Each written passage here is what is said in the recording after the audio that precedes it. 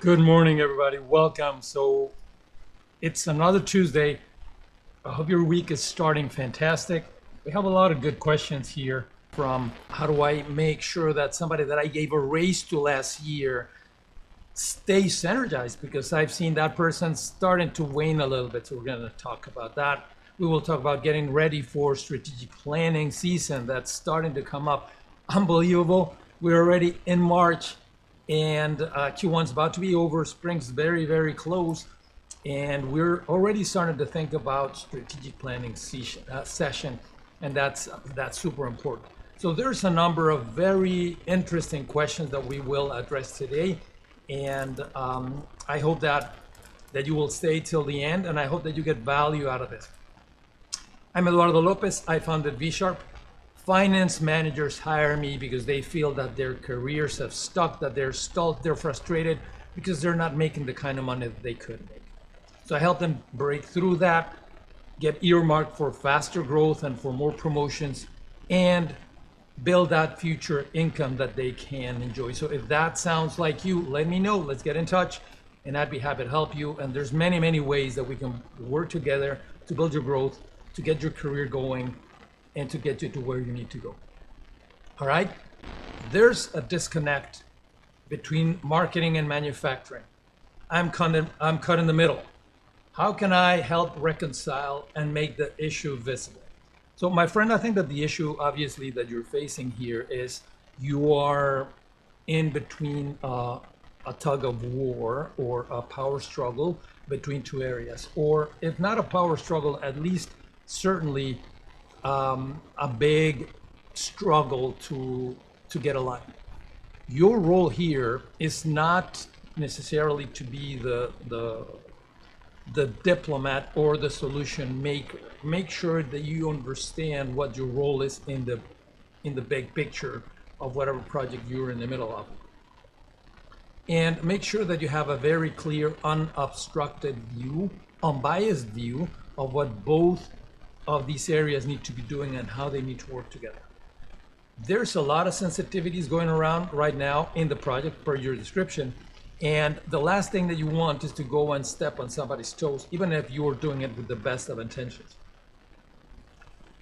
Make sure that you understand the positions of both sides and why one or the other could have, the right answer, or could be right in certain aspects of it. Very seldom do you have problems that are black or white and it's all or nothing. There could be good points on both sides, and you want to understand those. I would approach your boss. I would approach the representatives of the other area. If you're in manufacturing, you should go and talk to people in marketing, and then try to understand, so what's the issue from your perspective? Always try to make sure that you are not connecting first to your needs and your perceptions and your takes on things. Try to understand the other side. Seek to understand, seek to listen before being listened to. Seek to understand before being understood. It's a lot easier if you find that what they are looking for might or might not fit, right? So you need to understand how things work together, because at the end of the day, you are both in the same team, in the same organization, and that's exactly where you want to take things and where you want to help your boss take things. We're all in the same team together, and I see that there's another way that could be this. And if I understand their position, if you're in marketing or in manufacturing, you're going to talk about the other side. If I understand their position, this is what they are looking for. This is how it coincides and aligns well with what we are doing. Therefore, we're actually saying the same thing. I've seen that happen a lot more times than I can count with my fingers, where we're both saying the same thing. We're both trying to accomplish something that is beneficial for the company, and it is not apparent because we're talking past each other. So make sure that's not the case. Be tactful, be neutral, be objective, and be helpful to your boss, so that you help him or her move past this obstacle. And I think that that's going to be useful and appreciated by them. You don't want to go around blaming people and taking sides and playing the us versus them game. That's never productive. So make sure you understand the other side. Make sure that you find that common ground. You communicate it well. You help your boss understand a potential approach to doing this, and you take it from there. Okay, thank you for the question. Let's go for the next one. I see a lot of reductions and eliminated positions in my company. I am nervous because I might be affected. What should I do? I'm thinking of sending my resume around. My friend, I understand you. This is so common these days. I've seen a lot of friends, colleagues, even clients that are affected by some form or other of cost cutting. A few of them have been let go, not through any fault of their own, but because their companies are reducing and trying to create synergies and trying to streamline, and some positions end up getting eliminated and some people end up getting affected, like my clients or some of the people that I know. And so the first thing is realize that if that happened to you, it's probably not because of anything you did or didn't do. It's just because the company's trying to save money. They decided to eliminate certain positions that might or might not be high priority depending on the circumstances. And so it's probably nothing to do with your performance. Now, if you're seeing that happen around you, if you are seeing jobs being eliminated around you, and you are uncertain as to whether you are going to be impacted or you are at risk, same as usual. If you follow me, you know I always say this: transparency is the name of the game. So communication is always your best friend. Go to your boss, go to your hierarchy, and express your concern. And be very honest before you do that, and try to understand, is what I'm doing really adding value? How am I adding value? In the situation that the company is in right now, this is how I bring stuff to the table and I pull more than my own weight. If you do this analysis in a dispassionate, objective form, and you find that you might be adding less than you probably should in the context, then yeah, maybe you are at risk, but it's all the more to your credit if you go to your boss, your supervisor, and express your disquietment and express how you arrive at any conclusion that you might have arrived at. And if you share with them ways in which you could increase the value of your contribution, if you do that, then chances are that your position is just not going to be convenient to eliminate. On the other hand, maybe, yes, maybe you are in the list of, or your position rather, is in the list of jobs to be eliminated as a result of the transformation or the synergies or the cost cutting in your company. If that's the case, then be objective and dispassionate about it and try to understand what the time frames are. That's the case in which, yes, it would be appropriate for you to take off the old resume and dust it off and start sending it around. Typically, you know, it's never a bad thing. It doesn't hurt for you to take your resume and keep it current and keep it updated and ready to use. It's never a bad practice. So if that's your case and you're feeling that you might be at risk, I don't see the damage in starting to get ready for a potential reality, but don't just assume that you're in the chopping block or your position is. And based on that assumption, start sending your resume around and start talking to people and calling people and checking out, because that's a self-fulfilling prophecy. So my best advice to you is understand the situation, be dispassionate and objective about it, talk to your boss, express your concern, and understand more. And that'll give you more information to take action. And if your job is indeed on the list of those to be eliminated, your bringing it up will probably even make it easier to just have that conversation And that's time that you have to plan ahead. So it's not an easy situation. I've been in it, and I think that more communication, as always, is better than less. Last year in Q4, I gave a team leader a special increase to motivate her and to energize her. It worked great for 2 months, but now I see her fizzling out again. Why? Well, thanks for the question. And it happens a lot that we wonder whether things that we do, like increases, special bonuses, unplanned vacation that you let employees take, these things have a very high impact in the very short term. So it probably was an injection of energy and motivation to your team member when you gave her the raise. However, think about it. This is extrinsic motivation. There's something deeper inside her that makes her tick, that makes her be energized, and that might be missing. And that's why she's kind of running out of energy even after an injection that's as nice as a salary increase.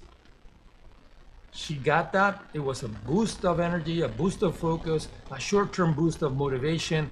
You saw that performance go up. And now she's at a place where something's just not sitting right, something is missing, and her energy starts to flag again because it was just a short-term remedy. So try to understand what makes her tick, what really inspires her. The really sustainable motivation is intrinsic, it's not extrinsic. So think about, how are you letting her own her job? Is she doing something that really challenges her? Is she doing something that she feels like she owns? I just did a video a couple of weeks ago where I was talking about the IKEA effect. I'll link that video somewhere in the description after I post this.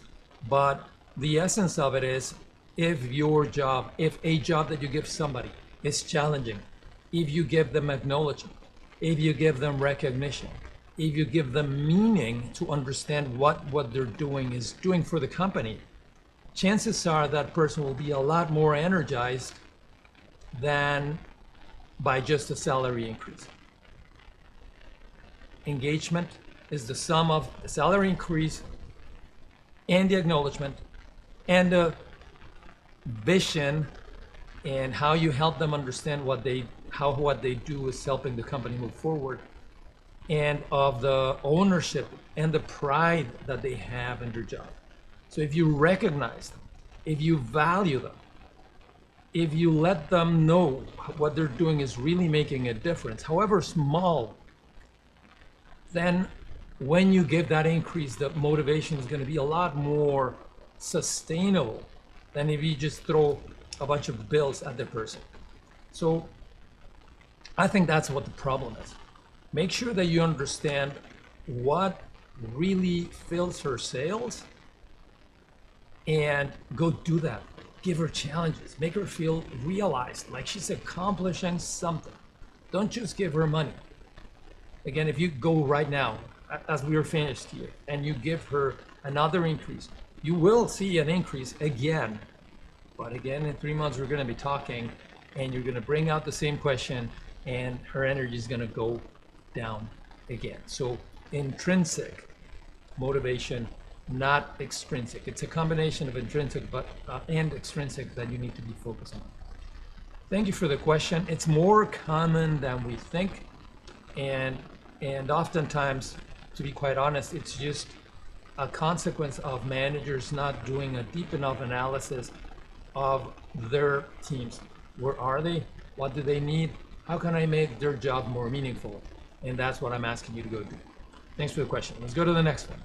I have a colleague who never wants to hear my perspective, and we end up getting derailed because we never understand each other. How do I resolve this? This is the same question in disguise like we addressed before when I was talking to the person who asked the question about being in the middle of manufacturing and in marketing. When you are talking past one another, the first thing that you need to do is stop, take a breath, Look at yourself in the mirror and analyze. Is it me? Because many times it is. So are you listening carefully?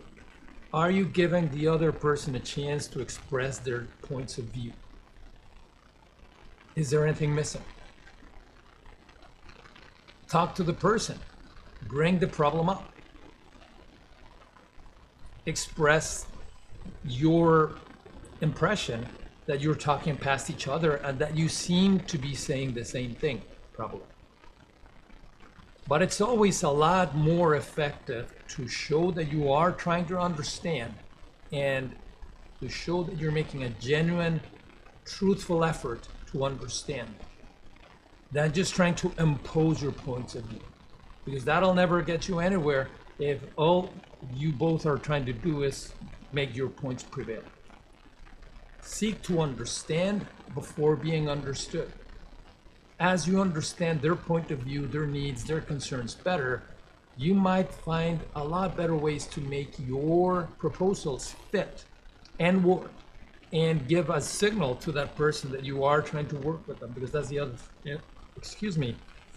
that's the other thing. You need to make sure that you both understand you're in the same team. You're actually on the same side. You're not fighting each other. You're on the same team. So what is missing from that communication so that you stop talking past each other? Because the worst thing that can happen is what you just described, is you're going to get derailed. You're going to go down a rabbit hole where each of you is trying to make your point of view prevail. There's no need for that. What you need to do is just be synergistic, talk to the person, and make sure that you see that you're both on the same side. So that's, I believe, a most productive way of getting out of this problem. There's always personalities that are different. Some are difficult more than others. Some are more dominant and try to get their points across first and try to make their points prevail. It's a truth of life. There's difficult people. Even if it's a difficult person, try to not go and get your shield and lance and sword and get into a fight. Make sure that you try to understand, bring the common ground to a place where you can see it. You're both in the same team, and that'll help you a lot more than just, putting your gloves on and the gloves on and starting to fight. So I hope that helped. How do you recommend that I prepare to stay ahead of my company's strategic planning process this year? Fantastic question. I love that you're thinking about this now. If you are in finance, well, I would say if you are in any area, you need to be thinking ahead every step of the way. So regardless of where you are in the year, you should not be thinking only about this week and this month in revenues and expenses. Of course, you need to be thinking about that, regardless of which area you're in. But you need to be thinking about the bigger picture all the time. If you want to get promoted, if you want to lead, if you want to have a better, bigger influence on how your company works, then you need to be thinking ahead constantly, perpetually.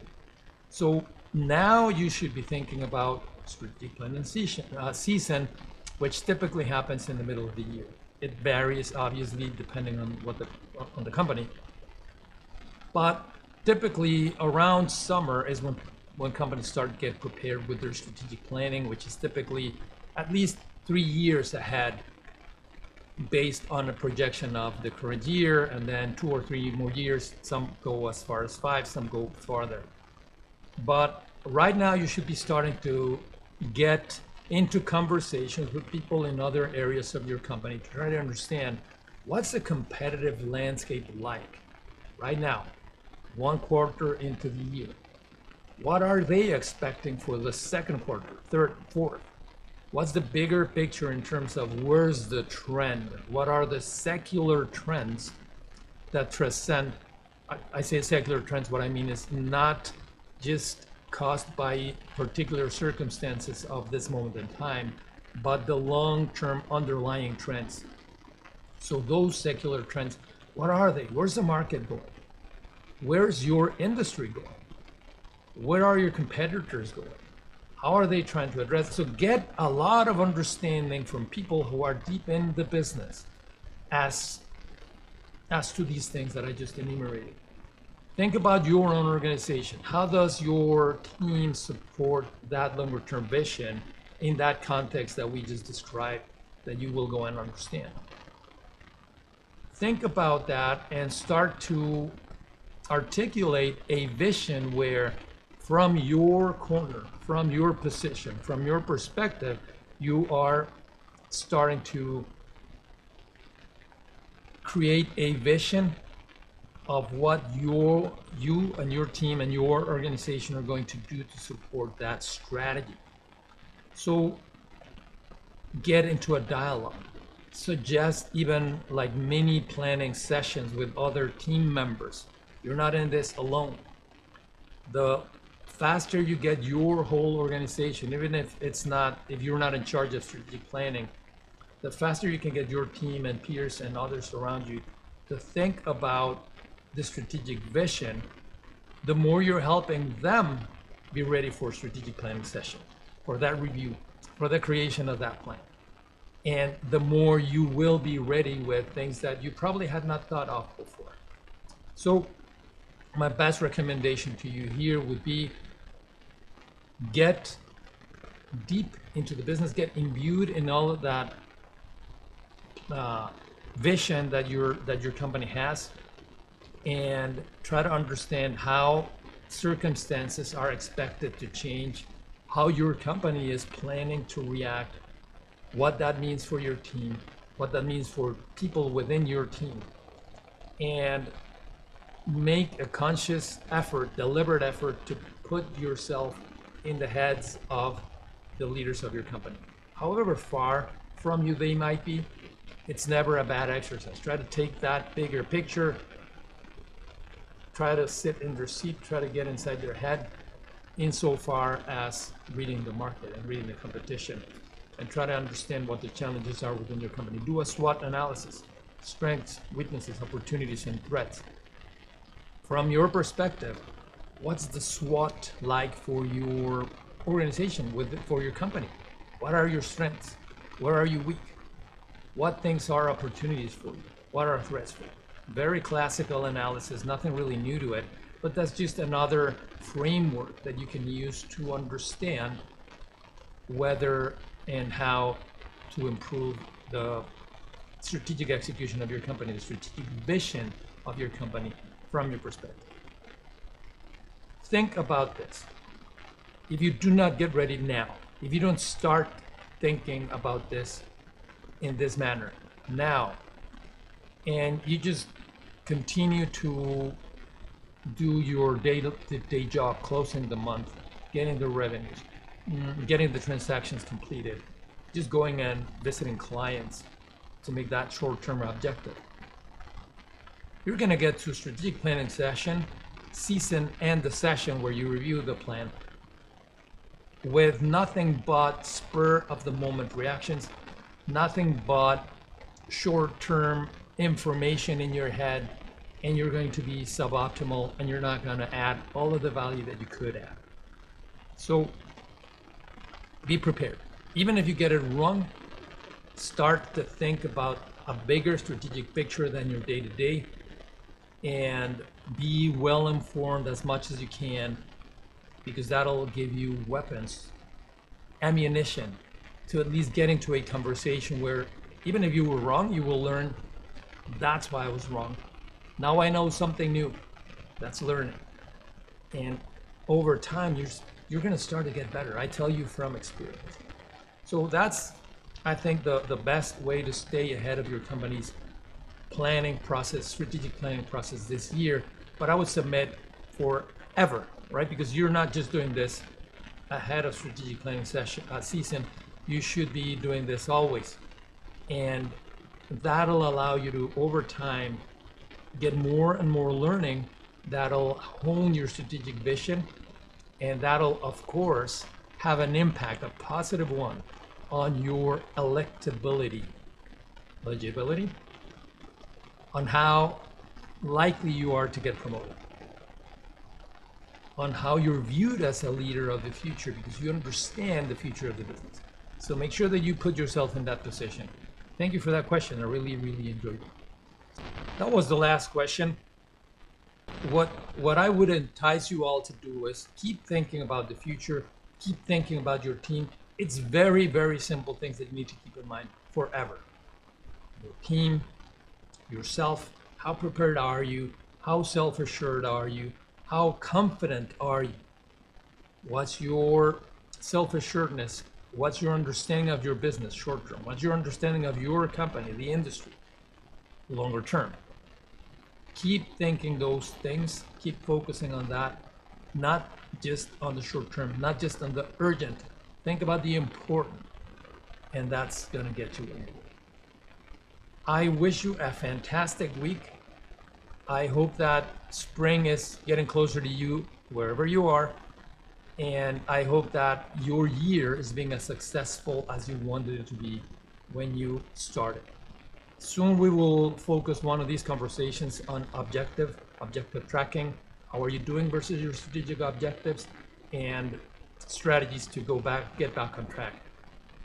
Let me know in the comments what else you would like to talk about. Keep on submitting your questions via Slido. Right after this call, I will create the invite for next week. I will create the Slido for next week too. Make sure that you go there, you post your questions, you vote on questions that are there, and let me know how to help. Have a fantastic week, and I will see you very soon. Take care. Goodbye.